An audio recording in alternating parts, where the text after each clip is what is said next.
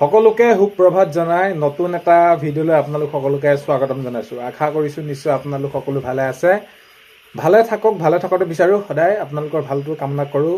আজি হৈছে 4 এপ্ৰিল। আজি ৰাতিপুৱাৰ গুৰুত্বপূৰ্ণ খবৰকেইটা আপোনালোকে শেষৰলৈকে চাওক আৰু শেষত আপোনালোকৰ মন্তব্য কমেণ্টৰ জৰিয়তে জনাব। আৰু এইখিনিতে আপোনালোকক সদায় কোৱাৰ দৰে চেনেলটোলৈ আপোনালোক যিসকল নতুনকৈ আহিছে চেনেলটো ছাবস্ক্ৰাইব কৰাৰ লগতে কাষতে থকা বেল আইকনটো প্ৰেছ কৰি অল কৰি থ'ব, যাতে নতুন এটা ভিডিঅ' দিয়াৰ লগে লগে আপোনালোকে আগতীয়াকৈ চাবলৈ পায়। যদি ভিডিঅ'টো চাই ভাল পায় লাইক এটা কৰি দিব আৰু সদায় কোৱাৰ দৰে শ্বেয়াৰ কৰি দিব বুলি আশা কৰিলোঁ। এতিয়া আগন্তুক 26ৰ নিৰ্বাচনলৈ মাজত মাত্ৰ আৰু কেইটামান দিন। এতিয়া যদি আমি চাওঁ তেনেহ'লে প্ৰত্যেকটো ৰাজনৈতিক দলে তেওঁলোকৰ নিজৰ সাংগঠনিক ভেটি সবল কৰিবৰ বাবে তেওঁলোকে সেইখিনি প্ৰচাৰ চলাই আছে, ৰাইজৰ মাজলৈ গৈছে।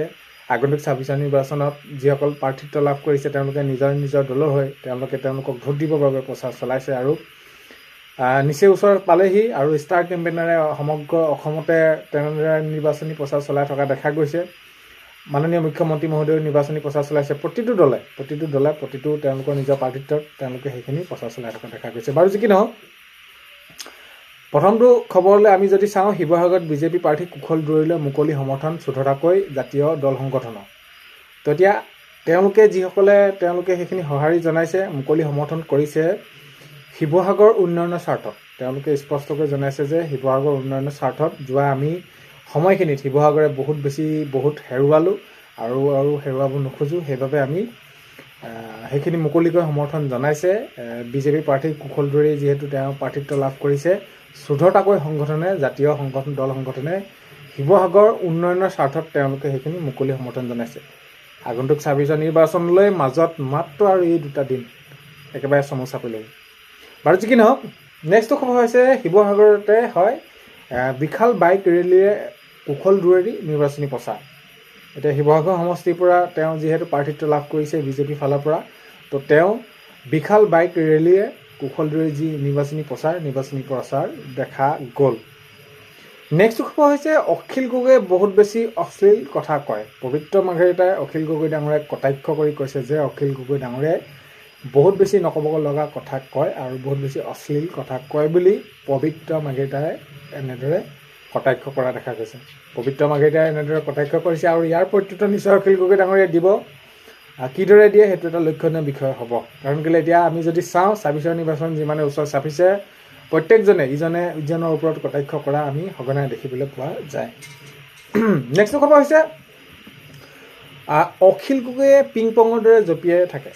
তো পবিত্ৰ মাৰ্ঘেৰিটাই পুনৰ সেইখিনি কটাক্ষ কৰি কৈছে যে অখিল গগৈয়ে পিং পং বলৰ দৰে জঁপিয়াই থাকে, এনেদৰে মন্তব্য কৰিছে। নেক্সট খবৰ হৈছে শিৱসাগৰ সকলো ৰাইজে ওলাই আহিছে।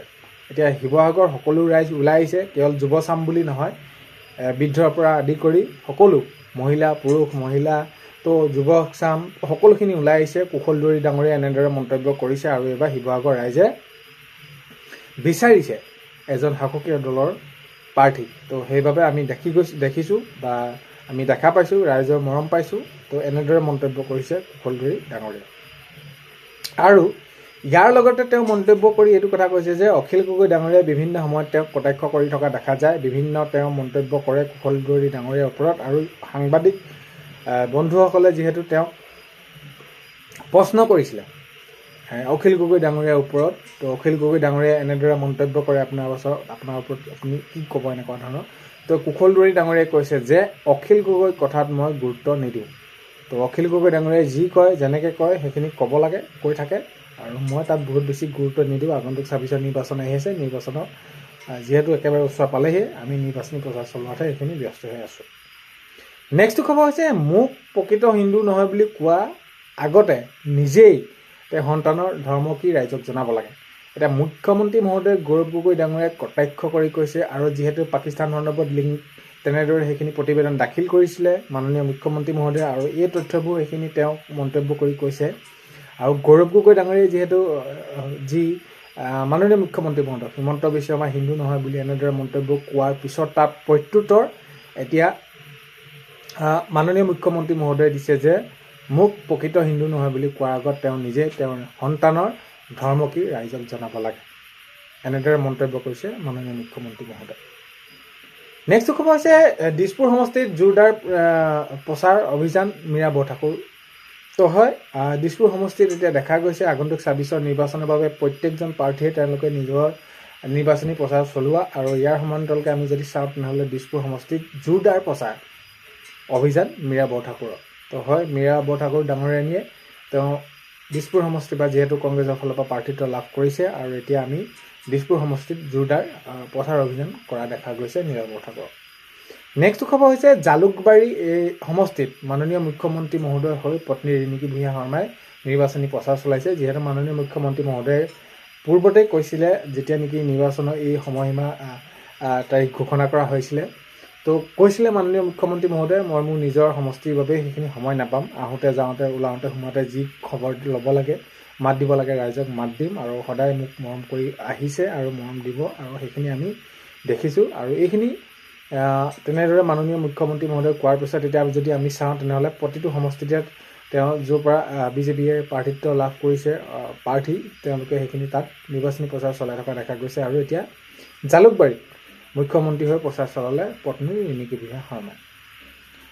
নেক্সট খবৰ হৈছে নৱগঠিত মানস সমষ্টিৰ ৰাইজৰ দলৰ অঞ্জন তালুকদাৰ হৈ প্ৰচাৰ অখিল গগৈ ডাঙৰীয়া। এতিয়া অখিল গগৈ ডাঙৰীয়াই নিজৰ সমষ্টিকে ধৰি তেওঁ যিসমূহ মিত্ৰজোঁটৰ প্ৰাৰ্থী তেনেদৰে তেওঁলোকে সেইখিনি প্ৰাৰ্থিত্ব লাভ কৰিছে, তাত তেওঁলোকে নিৰ্বাচনী প্ৰচাৰ চলাই থকা দেখা গৈছে। আৰু এতিয়া আমি যদি চাওঁ নৱগঠিত মানস সমষ্টিত ৰাইজৰ দলৰ অঞ্জন তালুকদাৰ হৈ প্ৰচাৰ অখিল গগৈ ডাঙৰীয়া। তো অখিল গগৈ ডাঙৰীয়াই নিৰ্বাচনী প্ৰচাৰত ব্যস্ত হৈ পৰিছে, ব্যস্ত হোৱা দেখা গৈছে, যিহেতু নিৰ্বাচনলৈ মাজত মাত্ৰ আৰু কেইটা দিন, 2টা দিন, আৰু সেইবাবে এতিয়া প্ৰত্যেকটো ৰাজনৈতিক দলেই তেওঁলোকে নিৰ্বাচনী প্ৰচাৰ চলাই আছে।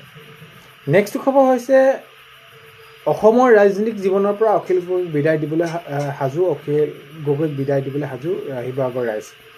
চিতু বৰুৱা ডাঙৰীয়াই তেনেদৰে মন্তব্য কৰিছে যে এতিয়া আগন্তুক যি ২৬ৰ নিৰ্বাচন আহি আছে, ২৬ৰ নিৰ্বাচনত অখিল গগৈ পৰাস্ত হোৱাটো নিশ্চিত হৈ পৰিছে, আৰু অসমৰ ৰাজনৈতিক জীৱনৰ পৰা অখিল গগৈক বিদায় দিবলৈ সাজু শিৱসাগৰ ৰাইজ, এনেদৰে মন্তব্য আগবঢ়াইছে চিতু বৰুৱা ডাঙৰীয়াই।